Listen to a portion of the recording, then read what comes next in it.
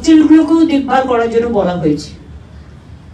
33টা medical কলেজের মধ্যে প্রায় 20-22টা মেডিকেল কলেজ তো বক্তব্য রেখেছে। এইচওডিরাও বলেছেন, যোগীরাজকেও বলতে বলা হয়েছে, তার মতো এইসব না থাকেন, এইচওডিরা থাকেন, এইচওডিরাও খুব ইম্পর্টেন্ট রোল প্লে করেন। তার অডিট করে এই তো রিক্রুটমেন্ট দেখুন কত হাজার আটকে ছিল, 12,000 পুলিশের রিক্রুটমেন্ট আটকে ছিল।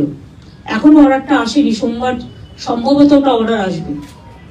এগুলো যদি আগে হয়ে যেত আমরা রিক্রুটমেন্ট গুলো করেই তো পারতাম। কলকাতা পুলিশে করেছে, আমার আপত্তি নেই, 112 কেন 412 করতে পারে, কিন্তু দেখতে তো হবে যে মানুষ দেখতে গিয়ে যদি স্ট্যাম্পিডে মরে যায় পুজোর সময়, যে ক্লাব করছে তার উপর থাকে।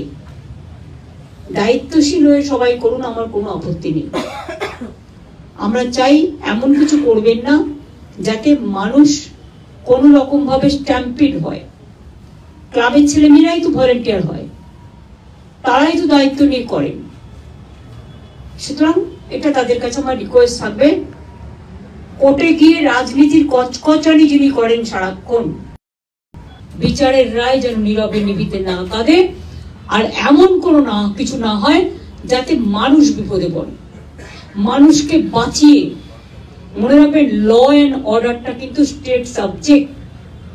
বন্যাও দেখতে হচ্ছে, সাপে কামড়ানোও দেখতে হচ্ছে, খেলাও দেখতে হচ্ছে, পুজোও দেখতে হচ্ছে, সবটা একসাথে। এখনো 2-3 দিন বৃষ্টি না কমলে যে কি হবে আমি জানি না, মহালয়াতেও ভরা কোটাল আসবে। এটা একটা দিক, স্বাস্থ্য মিটিং।